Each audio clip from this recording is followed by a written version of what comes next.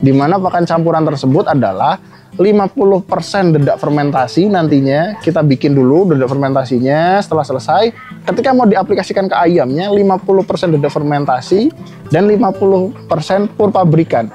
Jadi pakan campuran ini adalah menyiasati 50% dari pakan pabrikan. Sebenarnya titik beratnya adalah gimana caranya kita bukan hanya pandai dalam berbudidaya, bukan pandai untuk peliharanya saja, tapi pandai untuk menjual. Lah terus gimana? Untuk rintisan awal 100 ekor lah. Satu buat belajar, kedua modal yang dikeluarkan nggak terlalu banyak, beban panennya pun nggak terlalu berat.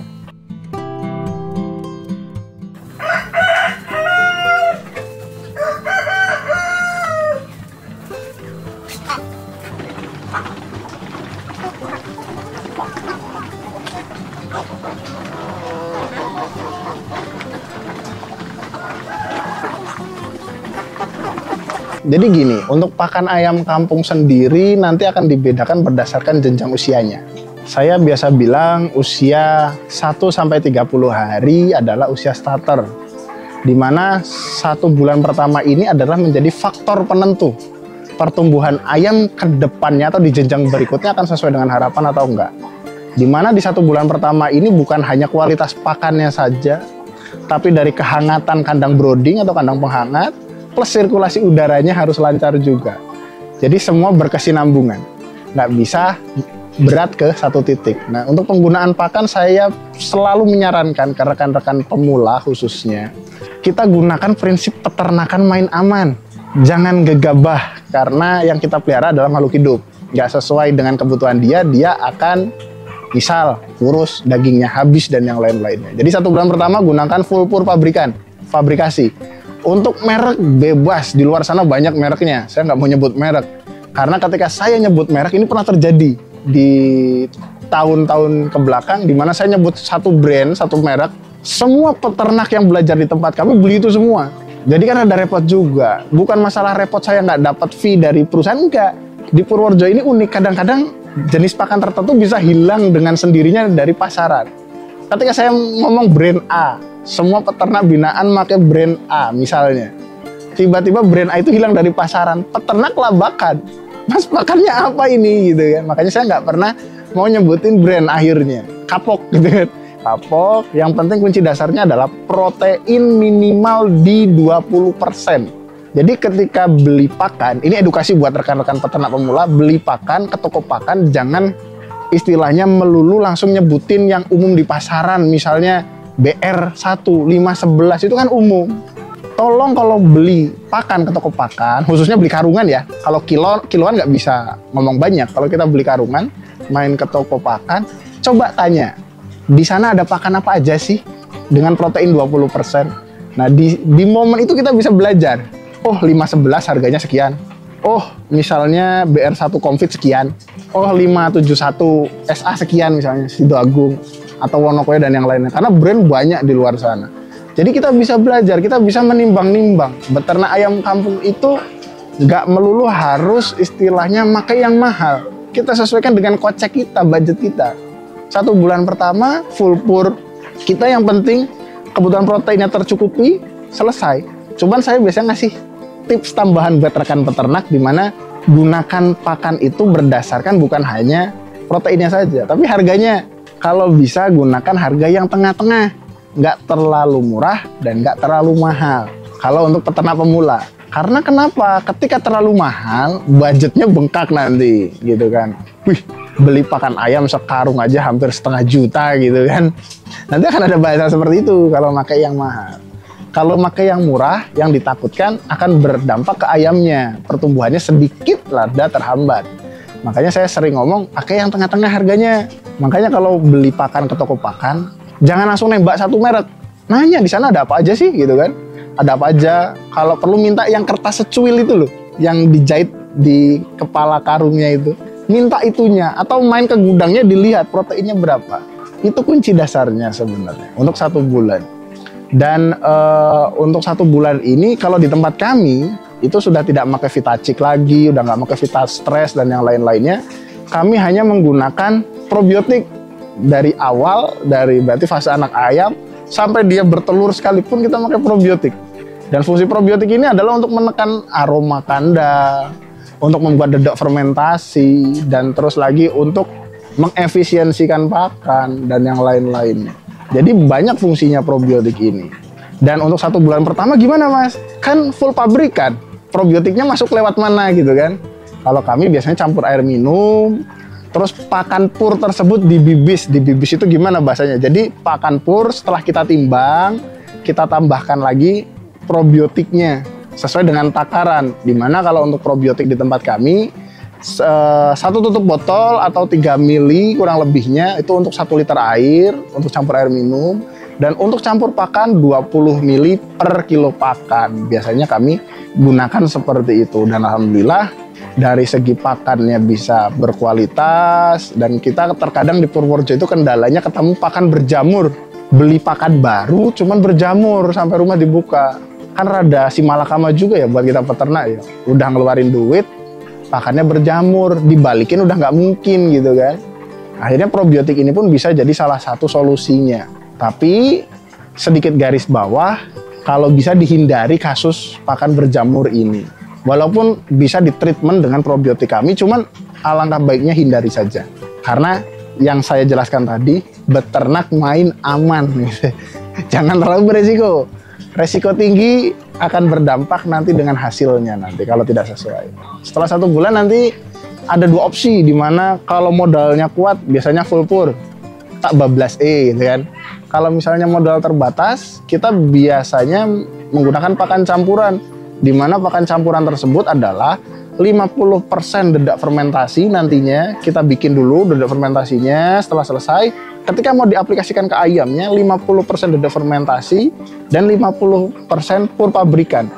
Jadi pakan campuran ini adalah menyiasati 50% dari pakan pabrikan. Kok kenapa nggak disiasati 100%? Nah, kendala kami di Purworejo adalah seperti ini. Dimana ketika kita mau mandiri pakan, otomatis kita pun harus mencari sumber-sumbernya dulu, sumber-sumber materialnya. Kalau jagung mungkin di Purworejo masih bisa dibilang aman sebagai sumber energi metabolismenya. Dedek komponen yang bisa dibilang untuk nurunin harga karena murah, walaupun serat kasarnya lumayan tinggi. Nah, kendala kami di Purworejo adalah sumber proteinnya. Gitu. Sumber proteinnya dari mana gitu kan. Misal dari tepung ikan. Ketika kami pernah coba menggunakan tepung ikan, ternyata hasilnya di luar prediksi.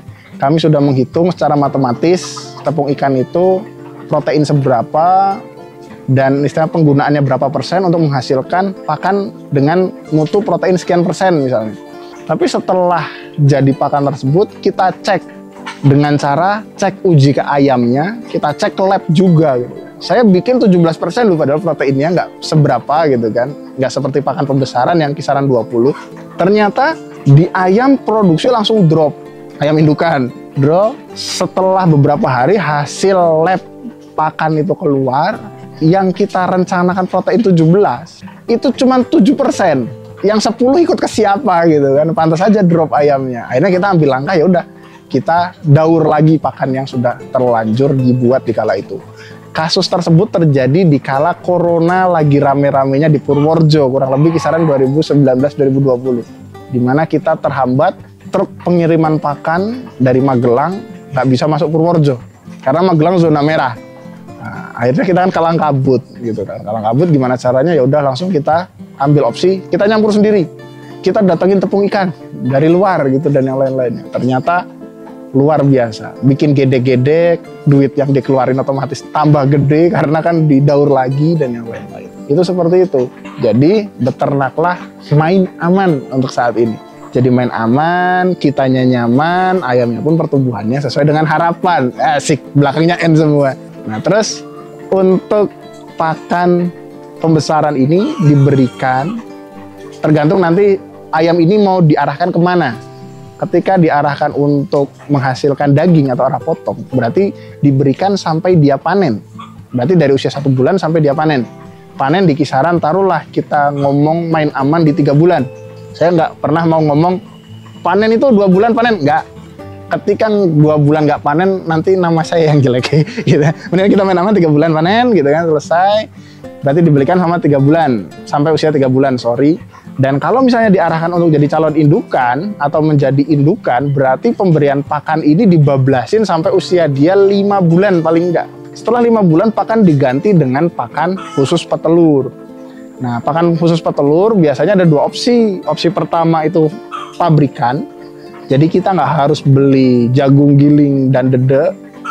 Dan opsi kedua adalah konsentrat, di mana kita harus cari dedek dan jagung giling. Kalau ketemu konsentrat di wilayah bapak-bapak atau ibu-ibu sekalian, nah yang ada di tulisan kertas kecil konsentrat itu adalah 35% konsentrat, 50% jagung giling, dan 15% dedek. Nah itu adalah rasio pencampurannya yang pabrik buat. Nah itu seperti itu. Dan kalau misalnya jadi pertanyaan, apa dicampur apa enggak sih mas untuk pakan indukan?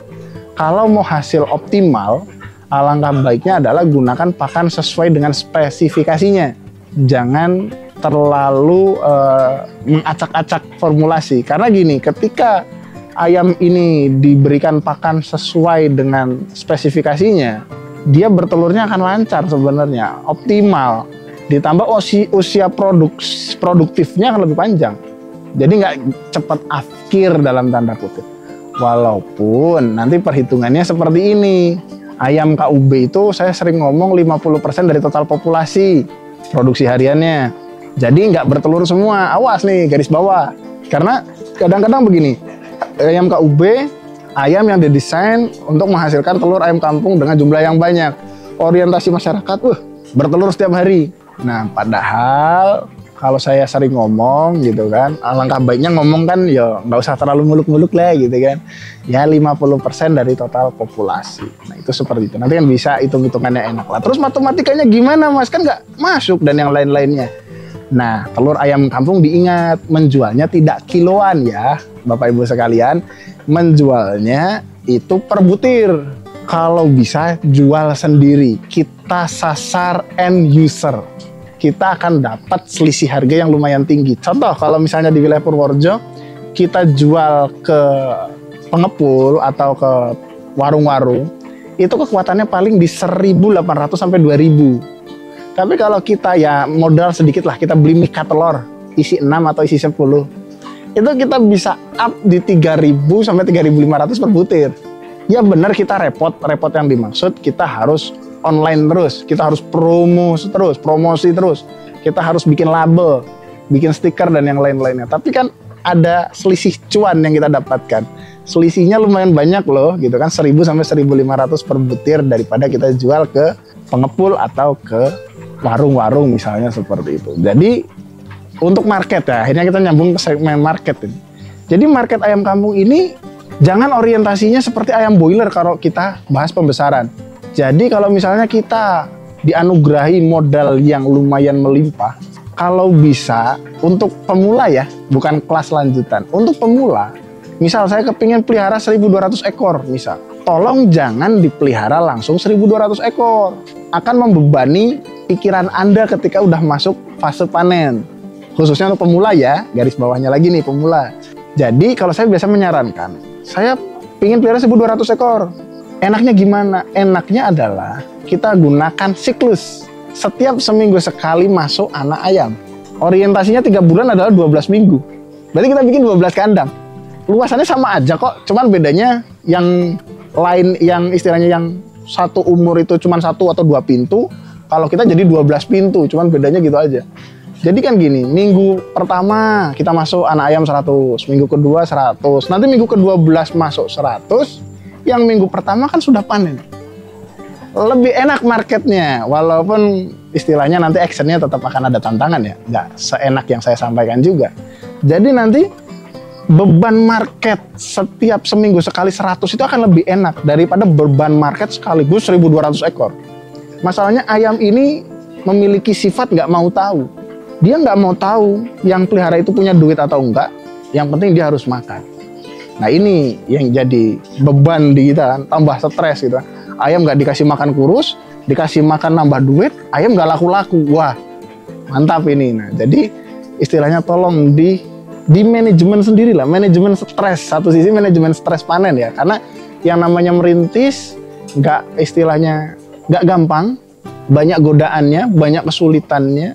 Walaupun orientasi awal kita memulai usaha, jual ayam kampung gampang, bawa ke pasar selesai. Padahal nanti ketika pelihara, ini saya bilang real-realannya aja ya, ketika nanti sudah pelihara mau jual, ternyata respon pasar di luar prediksi. Misal, wah ini ayam purpuran nih, PT Jawa ki sing enak sing ora purpuran. Padahal logikanya begini, yang namanya pola usaha otomatis semua dikelola, baik itu pakannya harus ada kualitasnya terjaga dan yang lain-lainnya supaya pertumbuhannya sesuai dengan harapan. Kalau misalnya kita gunakan pola tradisional nasi dedek, logikanya begini, kalau ayam biasa itu panen yang tanpa teknologi ya, ayam kampung biasa, panen misal kalau yang di desa ya, pelihara ayam itu setelah Idul Fitri biasanya beli anak ayam. Nanti panennya Idul Fitri tahun depan, berarti kan setahun sekali. Ya monggo silakan, mau matematika silakan, saya nggak mau berhitung. Jadi asumsinya panen 1 tahun sekali. Sedangkan kalau ayam ini setiap taruhlah jangan 3 bulan sekali. Nah 3 bulan sekali takutnya nggak sesuai dengan harapan. Kita bikin molor 4 bulan sekali wis. Berarti kan di dalam 1 tahun kita bisa panen 3 kali. Dengan kapasitas kandang yang sama misalnya, kita bisa panen 300 ekor misalnya. Kita punya kapasitas kandang cuma 100 ekor. Cuma 1 lokal. Kalau pelihara ayam kampung biasa, kita kan cuma 100 ekor di dalam 1 tahun. Kalau untuk ayam KUB bisa 3 kali panen, 300 ekor. Gitu kan. Walaupun saya rasa harga akan ada selisih pasti. Cuman paling enggak selisih ini ketika dikalikan jumlah populasinya sama dengan kok sebenarnya. Nah itu. Jadi pola pikirnya, mindsetnya harus sedikit rada lain daripada yang lain. Ditambah lagi jualan ayam kampung itu bisa dicicil. Bisa dicicil yang dimaksud apa? Nggak harus panen 1 kandang. Ada yang gede duluan, duit beli pakan habis, bisa dicicil. Tak jual dulu 5 buat beli pakan dan yang lain-lain. Sebenarnya bisa. Walaupun nanti terkesannya duitnya nggak bakal ada sisa. Karena duitnya habis ke pakan sebenarnya. Jadi banyak pola-pola marketnya. Sebenarnya titik beratnya adalah gimana caranya kita bukan hanya pandai dalam berbudidaya, bukan pandai untuk peliharanya saja, tapi pandai untuk menjual. Lah terus gimana? Ya sering-seringlah bermain ke pasar hewan, khususnya yang jual ayam. Cara ini bisa diterapkan di seluruh Indonesia. Jadi main ke pasar ayam. Kalau ada tukang ayam, beli ayam di tetangga, ya kita bukannya mau ikut campur ya, cuma paling nggak kita denger lah, oh ayam gede segitu, harga segitu gitu kan. Nah terus kita harus jeli, wilayah kita itu senangnya ayam modelnya segede apa gitu kan. Karena wilayah Purworejo lumayan ekstrim loh, ayam itu bobot minimal masuk rumah potong 1,1 ke atas. Nek wilayah Jogja 98 on udah habis, udah doyan. Nah kan masing-masing wilayah punya istilahnya kriterianya masing-masing. Tolong itu dipelajari sebenarnya. Dan sedikit tips buat rekan-rekan sekalian. Ini tips saya pribadi ya. Dalam merintis sebuah usaha, mau itu usaha apapun, sebenarnya waktunya adalah 3 tahun. 3 tahun yang dimaksud adalah tahun pertama kita benar-benar belajar, gagal, frustasi, capek, penat, terkesan duit habis semua di ayam atau di usaha apa. Mau jual produk susahnya bukan main, karena kita belum ada nama. Nggak usah sekup terlalu jauh, sekup desa aja kan nggak tahu kita pelihara ayam atau enggak, atau pelihara apa sih. 1 tahun itu waktu yang singkat loh, 12 bulan. Dan nanti kalau kita bisa survive di tahun pertama, ada tahun kedua. Tahun kedua ini sedikit lumayan enak yang dimaksud kita sudah dikenal lah, minimal 1 kampung udah kenal. Nyari ayam kampung ya di tempat Pak A gitu kan, nyari telur ayam kampung ya di tempat Pak A gitu kan, pasti ada di sana dan yang lain-lainnya. Berarti kita sudah kenal di kampung. Bakul-bakul atau penjual ayam biasanya sudah mulai pada berdatangan. Mas, punya ayam segini nggak gitu? Duit punya jago nggak gitu? Punya ayam jago apa enggak gitu? Dan yang lain-lainnya. Ini sudah mulai berdatangan. Berarti kan market sudah mulai terbuka sebenarnya. Cuman gimana caranya kita jeli dalam menangkap market tersebut. Kita bisa nimbang-nimbang. Oh, penjual A beraninya sekian, penjual B beraninya sekian. Kita bisa nimbang-nimbang. Oh, penjual A berani sekian tapi continue. penjual B rada mahal tapi nggak continue. Kita bisa nimbang-nimbang. Di luar itu, di tahun kedua, di sebagian peternak yang bosenan, ini udah mulai bosan. Yang bosenan udah mulai bosan, yang ragu akan mulai ragu. Akan ada pergolakan batin di sana. Dimana, kok aku pelihara ayam gini-gini aja ya? Kok nggak ada perkembangan ya? Kok tetangga desa misalnya pelihara bebek misal. Ini kita bikin cerita aja. Kita mengarang cerita, tetangga sebelah, tetangga desa pelihara bebek. Dengan waktu rintisan yang berdekatan. Tapi kok tetangga desa itu sudah bisa beli motor baru dari hasil bebek. Kita pelihara ayam kok gini-gini aja ya? Ini yang salah siapa gitu. Nah akhirnya istilah bahasa agamisnya iman kita tergoyahkan. Ki jangan-jangan saya salah ini ambil jalan ini. Cobalah kita sowan ke yang pelihara bebek. Ceritanya seperti itu. Sowan tanpa berpikir jernih atau mencari informasi yang sebenar-benarnya.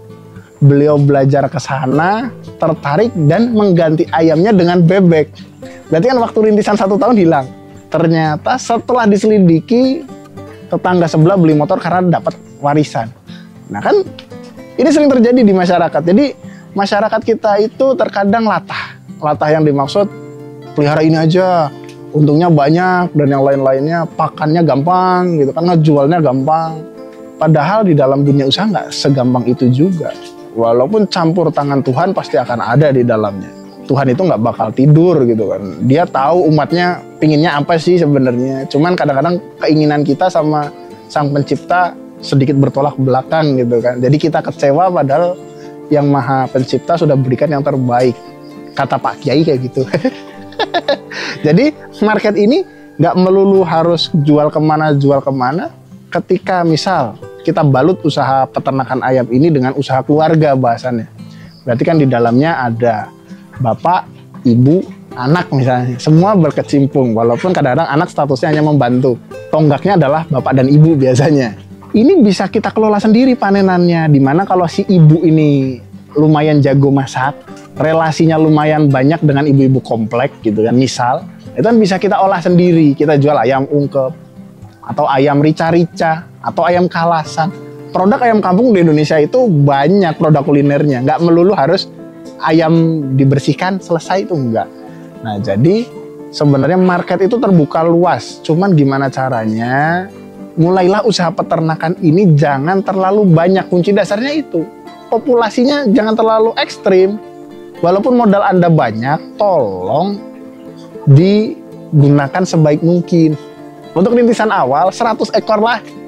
1 buat belajar, kedua modal yang dikeluarkan nggak terlalu banyak, beban panennya pun nggak terlalu berat. 100 loh. Coba, saya punya modal 1000 ekor, saya pelihara 1000 ekor, panen mabok, ngejualnya nggak bisa. Nah, terus nanti akan ada oknum yang tidak bertanggung jawab. Wes Pak, ayam tak habisin, harga sekian, dibanting harganya, kan ya nggak lucu juga. Ya, kalau misalnya rekan-rekan mau ngobrol, konsultasi, ada WA saya pribadi di 0852 16 94 5705. Ingat ya, nama saya Muhammad Faisal Abdau. Nah, nanti ketika WA ya tolong disertakan nama dan dari mana, karena terkadang banyak WA yang masuk tanpa ada perkenalan, saya pun jadi bingung sendiri. Dan untuk rekan-rekan yang sudah kenal saya dan belum tahu kebiasaan saya sedikit bocorkan di hari ini, di mana ketika WA saya misalnya tidak dijawab, hanya dibaca, tolong jangan berkecil hati. WA ulang, takutnya saya lagi ada kegiatan atau ada tamu, WA itu saya baca, saya jawab repot karena jawabnya harus panjang. Jadi saya simpen, tamunya pulang atau acaranya selesai, nggak tak respon. Jadi tolong diingatkan kembali. Nah, terus untuk Instagramnya ada CV Global Sejahtera. Untuk channel YouTube-nya sebentar lagi dan mohon doanya akan di launching juga Angon TV. Dan terus untuk yang lain-lainnya nanti bisa disertakan di bawah. Itu kan seperti itu. Jadi biar lebih enak. Kalau saya pribadi mau jam berapapun monggo WA, nggak ada jam istilahnya operasional. Cuman ketika saya sudah istirahat, biasanya akan saya respon di hari berikutnya. Seperti itu. Kalau misalnya nggak bisa di WA, berarti tandanya kuota saya habis. Jadi tolong ditelepon aja di nomor 0852 16 94 5705. Jadi nomor itu udah WA iya, telepon ya, SMS iya. Oke, seperti itu.